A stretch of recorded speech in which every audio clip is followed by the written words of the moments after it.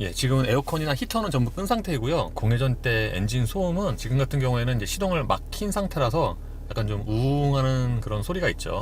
회전수는 1000rpm 이하고요. 그리고 진동 같은 경우에는 이 운전대로 좀 가늘게 있어요. 좀 파장이 좀 빠르게. 근데 시트로는 진동이 없고요. 그래서 이 차의 진동과 소음은 공회전 때보다는 주행할 때 좀 더 돋보이지 않나 싶습니다. 이 차의 파워트레인은 새로 개발된 직렬 6기통 3리터 디젤 엔진과 8단 자동 변속기로 조합이 됩니다. 이 직렬 6기통 디젤 엔진은 R엔진 기반의 6기통 엔진인데, 그러니까 벤츠와는 조금 그 접근이 다르죠. 벤츠 같은 경우에는 6기통 개발해서 두 개 띄워서 4기통 개발하기 쉽게 비용 절감의 목적에서 했다면, 이 엔진 같은 경우에는 기존의 4기통 기반으로 개발을 했기 때문에 어차피 같은 목적의 비용 절감이긴 한데 접근은 좀 다른 거죠. 이게 그럴 수밖에 없는 게, 이 지금 직렬 6기통 3리터 엔진을 개발을 하면은 쓸 차가 별로 없어요. 이 차랑 뭐 G80, 네. 예, 뭐 잘하면 모하비 이 정도니까 요즘에는 엔진 하나 개발돼서 쫙 쭈르륵 쓰는 게 또 요즘 트렌드인데. 네. 그래서 이게 어쨌든 직렬 6기통의 3000cc라고 하면은 직렬 6기통의 엔진이 길지 않습니까? 그래서 길다 보니까 가로 배치로 얻는 앞바퀴 굴림에 쓰기는 되게 어려워요. 엔진룸에 집어넣기가. 직렬 6기통이면 배기가스가, 그러니까 흡기구와 배기구가 한쪽 면에 이제 한쪽으로 모이잖아요. V6라고 그러면은 왼쪽에 3기통 배기구, 오른쪽에 3기통 배기구가 있으니까 그 배기가스 컨트롤하기가 되게 어렵거든요, 그게. 근데 얘는 직렬 6기통은 한쪽에 있는 배기구 6개를 다 한꺼번에 모아서 거기에 촉매를 바로 붙이면 그 매연을 줄일 수 있는 기술이 훨씬 더 적용하기가 쉬운 거죠. 그래서 사실은 뭐 독일 브랜드들도 직렬 6기통을 사용하는 것도 있어서 어쩔 수 없는 세계적인 추세에 맞춰서 갖다 사용한 거라고 생각이 듭니다. 이 차 운전했을 때 처음 그 느낌은 좀 부드럽다예요. 그러니까 엔진도 부드럽고 하체도 부드럽고, 기본 컴포트 모드인데 이 컴포트 모드에서는 하체가 꽤 부드러워요. 그래서 저는 전반적인 승차감이 굉장히 좋다고 느끼고, 주행에서 가장 큰 장점으로는 좋은 승차감으로 꼽겠습니다. 이 차가 SUV인데 뭔가 약간 컴포트 모드에서는 그랜저 약간 좀 비슷한 그런 느낌도 있고요. 타보면 그러니까 이게 기대치가 어디에 있느냐가 되게 중요하다는 생각이 좀 들어요. 그래서 3000cc의 6기통에 우왕 겁나 잘 나가겠지 라고 생각하시면 사실은 4기통 2200cc R엔진의 앞바퀴 굴림차가 더 느낌은 더 잘 나간다고 생각할 수 있거든요. 느낌적으로는 걔네들이 훨씬 더 과격한 게 있어서 확확 나가는 느낌이 생길 텐데 얘는 그렇진 않거든요. 이 차는 아무래도 고급 브랜드 지향이니까 전체적인 방음이나 뭐 반응 이런 게 좀 약간 좀 부드럽게 보수적으로 좀 세팅이 돼서 생각을 해요. 그래서 지금처럼 70, 80으로 주행을 하면은 이 하체에서 올라오는 소음, 보통 이 정도 속도로 주행을 하면은 밑에서 올라오는 타이어 소음이 가장 크게 차지를 하는데, 이 차는 그런 타이어 소음의 차단이 꽤 괜찮아요. 보면은 실내 마이크가 한 4-5개 정도가 있거든요. 천장에 붙어있는 마이크가. 그거가 로드 노이즈를 실제로 감지를 하고, 그리고 차의 속도에 맞춰 갖고선 이 그 소음 저감 기술이 작동을 한다고 하는데 그거 모르겠어요. 그러니까 그게 작동이 온오프를 할 수 있는 기술이 아니어서 이게 작동이 되는지는 모르겠으나 결과론적으로 보면은 꽤 조용하다는 느낌을 받는 거는 사실인 것 같아요. 그리고 비슷한 사이즈의 팰리세이드와 비교하면은 가솔린 그 차 같은 경우에는 2열에 탔을 때 뭔가 그 마운트 딱 쳐서 약간 쿵쿵하는 그런 소리가 있었는데, 이 차는 또 그렇진 않고요. 그리고 제가 아까 그 이동희 선배 운전할 때 그 2열에 좀 타봤는데, 보통 2열의 승차감이 1열보다는 좀 떨어지잖아요. 근데 이 차는 그렇게 그 차이가 보통의 차들 평균보다 크진 않더라고요. 2열도 방음이 꽤 괜찮아요. 보통 2열에서 1열보다 떨어지는 게 방음도 포함이 되는데, 이 차는 방음이 또 그렇게 많이 떨어지지가 않습니다. 물론 이제 뭐 SUV다 보니까 뒤쪽 부분이 오픈돼 있어서 트렁크 쪽 라인이라든가 공간이라든가 거기서 들어오는 소리가 아예 없는 건 아니고요. 그 소리는 있는데 다른 SUV들하고 비교해봐도 소음이 크지는 않은, 확실히 고급차답다? 고급차스럽다라는 느낌은 충분히 받을 수 있을 것 같아요. 그러니까 전체적으로 주행 질감이 되게 부드러워요. 이 엔진 같은 경우에도 저속부터 좀 강하게 확 하고 치고 나가는, 아까 말씀하신 것처럼 그런 맛은 좀 떨어지는데, 이제 처음부터 자동 변속되는 시점 대략 한 4,200rpm에서 변속이 되죠. 이제 풀 악셀 그렇죠. 상황에서. 근데 그때까지도 전체적으로 좀 부드럽습니다. 네. 그래서 회전수를 좀 이렇게 많이 써도 그렇게 부담스러운 음색이 아니에요. 참고로 이 차 계기판에 후측방 모니터가 들어갔는데 뭔가 약간 좀 이렇게 프레임이 떨어지는 것 같은 그런 느낌 있죠. 60프레임이 아니라 한 30프레임 정도. 지나가는 이제 그림들이 약간 좀 밀려요. 네.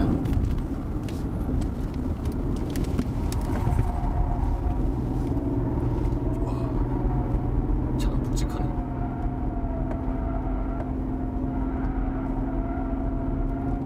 거동을 말씀드리기 앞서서 그 느낌이 이제 실제로 코너에 진입을 하면은 차가 좀 되게 묵직하다, 네. 크다라는 느낌이 있어요.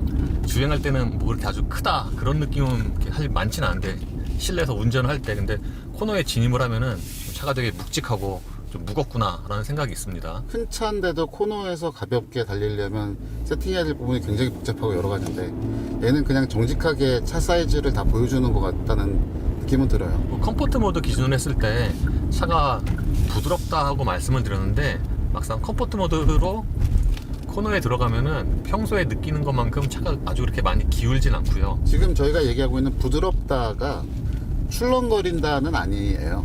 사실은. 그러니까 그렇다고 해서 그러니까 이게 탄탄하다라고 얘기할 정도까지는 아니지만 그래도 부드럽기는 한데 출렁거리지는 않는 좀 미묘하게 그렇게 그 중간의 영역에 있는 실제로 타고 다니면은 편하다라는 생각이 딱 들 정도인 것 같아요.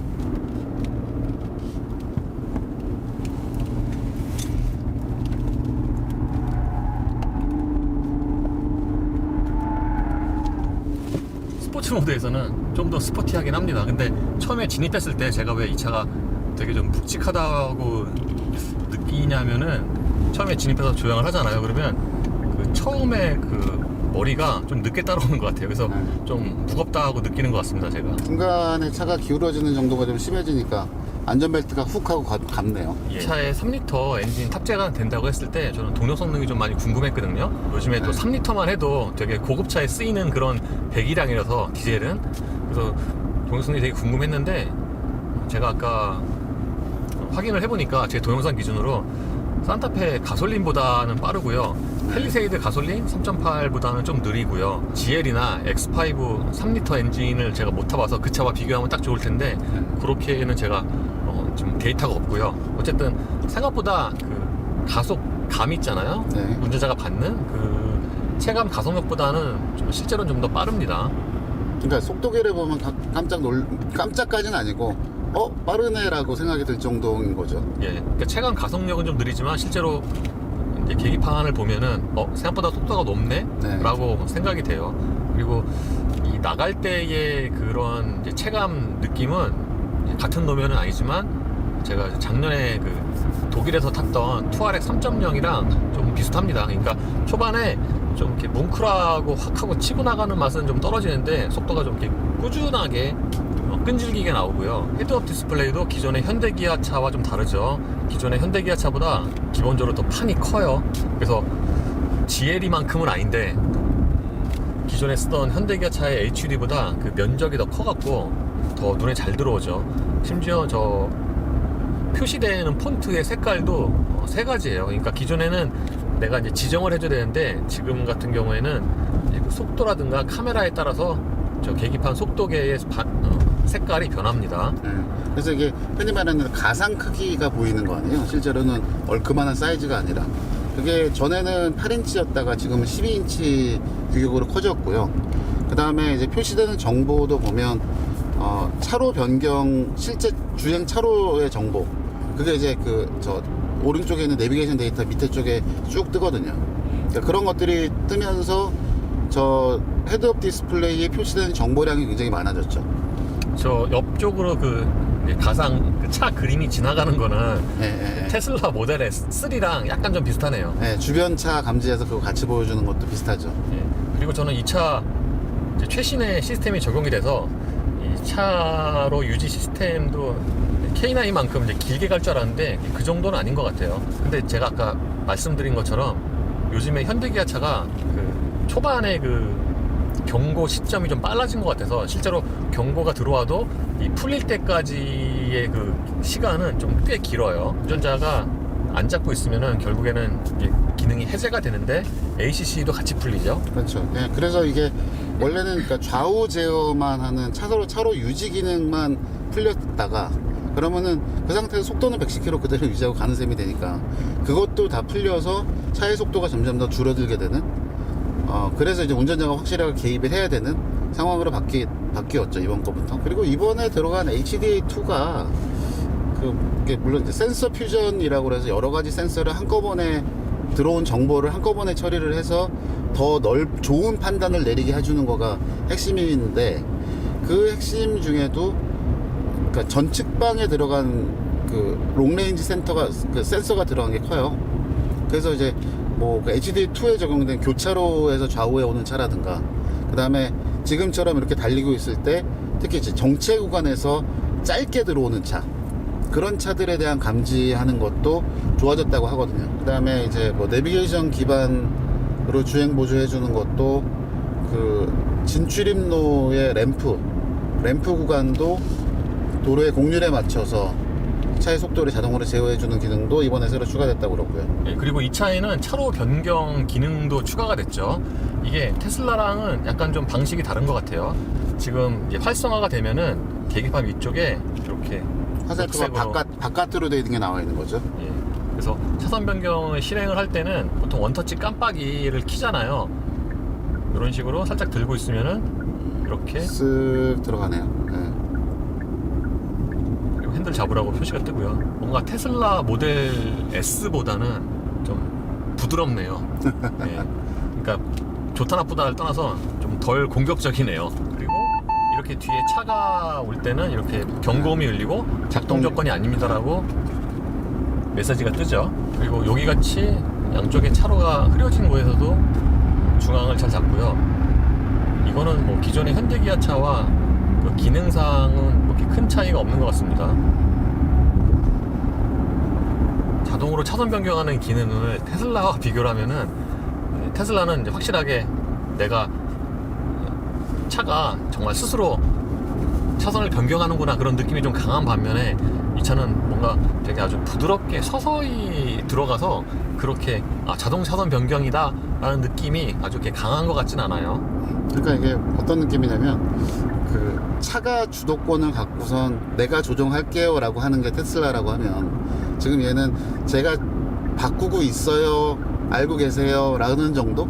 약간 좀 부드럽게 부탁하는, 알려드립니다 라는 그런 느낌? 맞습니다. 그리고 이 차가 하체 방음이 좋다 보니까 고속으로 주행할 때는 좀 그 전면에서 부딪히는 바람 소리가 좀 크게 들리긴 합니다. 그리고 아까 처음에 말씀드린 것처럼 저속에서는 그 진동이 좀 있는데, 주행할 때는 그런 진동이 상당히 적게 느껴지고요. 물론 풀 악셀에서 회전수 많이 쓰면은 좀 바닥에서 좀 올라오긴 하지만 그렇게 아주 신경 쓸 정도는 아닙니다. 그리고 시속 90km로 정속 주행하면은 순간 연비가 20을 넘지는 못하더라고요. 대략 한 17, 18리터당 이 정도 나옵니다. 실제로 밑에 그 순간 연비 보여주는 그래프가 있는데 20이 마지막이에요. 보통 디젤 차들은 막 30까지 있잖아요. 네. 근데 이 차는 20이 마지막이에요. 예, 오늘 이동희 선배와 GV80을 간단하게 시승을 해봤습니다. 이 차가 워낙 오래전부터 화제가 됐던 차고 많이 기다렸던 차라서 궁금한 점이 굉장히 많았는데, 일단 안팎의 디자인은 꽤 좋은 점수를 주고 싶습니다. 특히 실내 같은 경우에는 이 차가 실내가 좀 간단해 보이는데, 특히 대시보드가 실제로 눈으로 보면은 좀 되게 심플한데 예쁘다 라는 그런 느낌이 강해요. 고급차스러운 고급차 같아요, 지금 느낌을 보면. 그래서 아까 뭐 저희 인테리어 리뷰하면서도 봤습니다만, 스마트폰 놓는 부분의 커버를 열고 닫을 때의 느낌이라든가, 그 다음에 고스트 도어 클로징이 열렸다 닫혔다 할 때 그 도어의 움직임이라든가, 뭐 하다못해 저 그 모니터에, AVM 모니터에 있는 아이콘들이 움직일 때의 모습이라든가, 그런 것들 하나하나가 조금 더 어떻게 하면 감성적으로 고급스럽게 만들까, 그런 것들을 되게 고민했다는 그런 생각이 좀 드네요. 그리고 아까 말씀드린 것처럼 주행에서는 저는 승차감이 가장 마음에 들고요. 이런 승차감은 진짜 되게 보편적으로 불특정 다수에게, 특히 국내 소비자들 이 차 대략 한 50대 정도를 타겟으로 하잖아요. 네. 이쪽의 소비자들이 꽤 선호할 만한 그런 승차감이라고 생각을 하고요. 저 같은 경우에는 컴포트보다는 스포츠 모드일 때의 승차감이 좀 더 좋더라고요. 컷 SUV라고 생각하기에는 생각보다 여러 가지 면에서 주행 성능이나 그런 것들이 꽤 잘 만들어져 있는 게 아닌가 라는 생각이 좀 들고요. 그리고 저는 개인적으로 이 차에 대해서 의미를 생각하고 있는 거는 이게 어쨌든 현대자동차 그룹에서 만든 후륜구동 3세대 플랫폼의 첫 차거든요. 그러니까 예전에 1세대 제네시스 세단들, 뭐 제네시스 쿠페 있었고, 그 다음에 지금 현재의 G80에 해당되는 2세대들, 그리고 얘가 이제 3세대 플랫폼이 되니까 3세대까지 만들어서 한 17년 후륜구동 차를 만들어 봤으면 이제 이 정도의 품질과 주행 감성을 가진 차들이 나올 때가 되지 않았나, 그런 생각도 좀 들긴 합니다.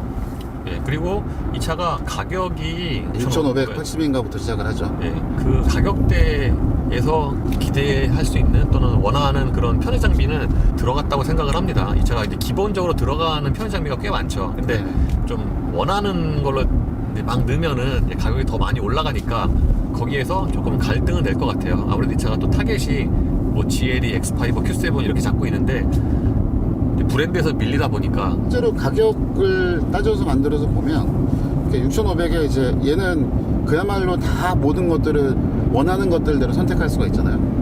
그러니까 이게 뭐 아까 저희 이 차의 내장재 설명했었던 디자인 셀렉션 2 나파 가죽의 가장 비싼 내장재를 선택을 하더라도 외장의 휠은 19인치를 선택할 수도 있거든요. 그러면은 그렇게 되면은 뭐 자기는 나는 22인치 휠이 필요 없어라고 하시는 분들은 그런 식으로 돈을 아낄 수도 있는 거고, 그 다음에 그렇게 해서 만약 뭐 22인치의 풀옵션을 다 하게 하더라도 8,800, 8,900 정도, 8,700 정도 되는 것 같아요. 그러면 물론 이제 뭐 수입차 뭐 X5나 GL이랑 맛 비교를 하기는 어렵겠지만 그 차들하고 같은 옵션 대 옵션으로 비교를 해보면 적어도 한 2,500에서 3,000 정도, 3,000만 원 정도가 차이가 날 것 같아요. 물론 이제 그 3,000만 원 차이에는 저쪽 차들은 뭐 에어 서스펜션이 기본으로 달렸다거나 그런 그 우수한 장비들도 저쪽에 포함이 되겠죠. 그런데 이제 그 가격 차이를 이 급의 소비자들이 어떻게 생각할 것이냐도 좀 고민을 해볼 필요가 있지 않나, 고려할 필요가 있지 않나, 그런 생각이 좀 듭니다. 국산이 갖는 또 그런 메리트도 굉장히 많고, 그런 의미에서 보면은 이 GV80은 이미 뭐 실적이 좀 나오긴 했지만 꽤 잘 팔릴 것 같아요. 어떻게 보면은 팰리세이드가 그렇게 많은 분들이 살이라고 저는 생각 못 했거든요, 솔직한 얘기로. 근데 실제로 보면은 대형 SUV를 찾던 분들이 많았다는 얘기가 되니까 그게 이쪽 프리미엄 시장에서 또 어떻게 표현이 될지 그것도 또 궁금한 부분이기도 하고요. 그리고 최근에 현대차들이 팰리세이드 때부터 시승에 나온 차들, 그러니까 생산 초기에 나온 차들이 뭔가 조금씩 좀 덜 완성된 부분이 있어요. 예를 들어서 진동 같은 경우, 이 차도 그 공회전 때 운전대로 좀 파장이 빠른 진동이 있다고 말씀을 드렸는데, 저는 그래서 GV80 전체로 다 좋거든요. 그래서 누구한테 추천할 만한데 저 같으면 조금 이따 사겠어요.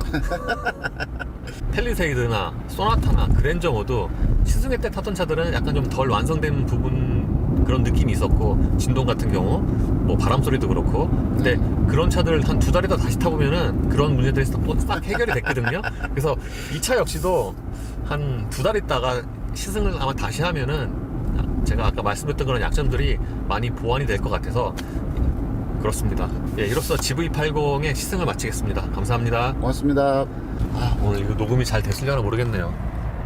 이 차 되게 신기한 게 작동부의 모든 레버나 스위치가 예전에는 하나의 기능을 했다고 그러면 지금 스위치 하나 가지고 두세 개 기능하는 게 되게 많은 것 같아요. 그러니까 뒤에 저 유리 오르락 내리락 하는 거랑 그러니까 저 커튼도 같이 하잖아요. 따로 보통 이런 경우에 스위치 따로 두잖아요. 근데 이게 파워윈도우 스위치 다 갖다 심어놨고 차선 변경도 그렇고. 내가 알기로는 이 차의 차 내부 통신이, 그러니까 그 센서에서 ECU 왔다 갔다 하는 그 통신이 옛날에 캔버스 타입에서 이더넷으로 바뀌었어. 일부가요? 일부가 캔 통신에서요? 캔에서 이더넷 캔에서. 방식으로 바뀌었어. 그러면서 이 그 흔히 말하는 대로 이 배선의 전체 배선 수도 줄었고.